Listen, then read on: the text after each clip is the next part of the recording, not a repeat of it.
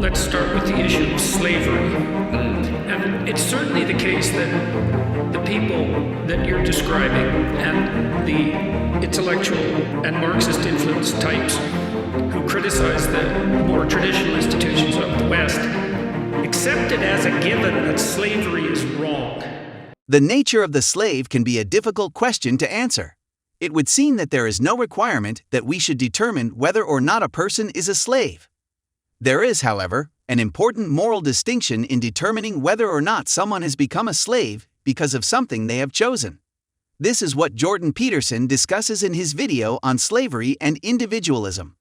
Peterson begins by telling us how various cultures have taken over other cultures through war and trading for goods to survive. He then moves on to discussing self-ownership and how it applies to these different types of slavery. Self-ownership means owning one's own body, mind, and time, which are all necessary for freedom from being a slave by necessity. By giving up ownership of oneself to avoid starvation or cold, weather does not make one free from slavery by necessity, because one can always choose to work hard enough to keep themselves free from need. No more in this video. Do subscribe for more. You could imagine there might be two reasons for that. One reason would be one group should not have the upper hand over another, or at least if you're the group that's in the oppressed class, you might not want that to be the case. And the other argument is there's something intrinsically wrong with slavery as such, but at the individual level. And so I guess one of the things that struck me is that unless you believe the second, you're just trying to swap one form of slavery for another, and it isn't also clear why it's wrong. And slavery is wrong if you believe that the individual should be sovereign, able to make choices, able to make free and unconstrained choices that aren't subject to the arbitrary will of another. But to believe that, you have to believe that there is such a thing as the individual. That's the right unit of analysis, and that the idea that that individual is valuable and sovereign in some fundamental sense is true. And then when I think that, I think there isn't anywhere in the world where that idea has been expressed more clearly than in the West. And so it's so interesting to see people object to slavery and object to the use of arbitrary power by one group over another, but also to reject wholesale the individualism, the notion of individual value that's at the heart of the Western enterprise. It seems to be the basis for the rejection of slavery per se. You do point out, for example, that it wasn't obvious that Karl Marx objected to slavery on moral grounds. So it seems too obvious to even be asked, why is slavery wrong? But when everything obvious is up for grabs, then it's perfectly reasonable to ask that.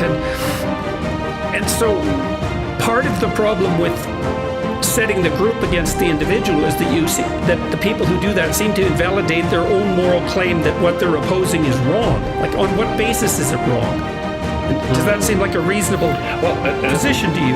Yes, I mean, well, one of the most fascinating things about this, I go into in the section on slavery in the book, is that, of course, historically speaking, it would have been highly unusual to be opposed to slavery in almost any era. And there were lots of reasons for that.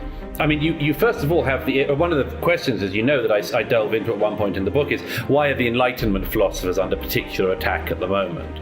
And there are various explanations you could give for that. One is that there is a genuine overdue reckoning, that there is a form of Enlightenment, let's say fundamentalism at the moment, that views figures of the Enlightenment as particularly needing this sort of scouring and reapproach. Another is that they happened to have the misfortune to live in an era in which both the slave trade and colonialism, currently seen as the two great wrongs of history of the West, were going on, and that they didn't spend enough of their time countering them, and that Immanuel Kant should have spent more time addressing slavery and less time addressing all of the questions that he addressed, and that rather than talking about superstition and trying to pull that apart, David Hume should have been interested in colonialism, and on and on. So that's another explanation. And a third explanation, which I think is perhaps more persuasive, is that actually, if you go for the Enlightenment philosophers, you get to one of the absolutely key things to assault if you're going to assault the West, which are the ideas of rationalism and reason and the application of the scientific method and much more.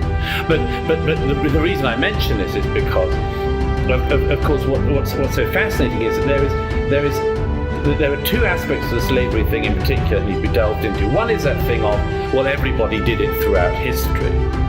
And there's a counter which Kennedy, among others, do, which is, well, Western slavery was worse because it was race-based. And by the way, that's absolute nonsense. I mean, countless societies had effectively race-based slavery, and indeed it's going on today in the Middle East and in Africa.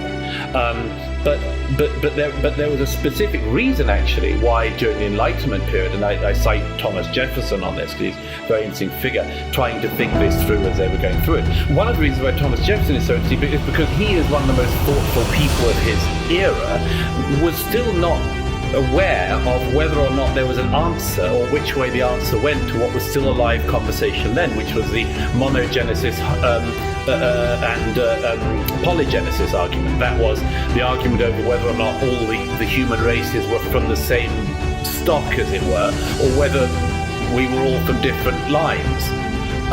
That debate seems obvious to us now because it got answered later in the 19th century. It wasn't obvious at that time, and people like Jefferson were trying to do what they could with it. So there was one version of the defense of slavery which was, well, these are all totally different people. But then, of course, you have to counter that with the fact that, and again, Voltaire made this point, what is the greater evil? To sell somebody and buy somebody of a different country, a different race, and so on, or to sell your neighbor or your brother or the member of your community. Now, of course, this is just as it was when Voltaire asked the question, it's an exceedingly uncomfortable question to ask today. And I don't ask it in order to say, well, there's an obvious answer. But as everybody knows, the slave trade only existed because people in Africa were selling their brothers and their neighbors and raiding neighboring towns of people who looked exactly like them and selling them to other black people in Africa, some of whom ended up in the slave trade going across the Atlantic, many more of whom went through the slave trade that went to Arabia. So it took an awfully long time for our species to even begin, and we're not there yet by any means. I've met people in my own life who are slaves, were born slaves in Africa and elsewhere. This is by no means solved by our species, but we look back at it now as if it was perfectly obvious. That's it for this video on slavery, individuality, and rationalism. Do check out other video for more knowledge.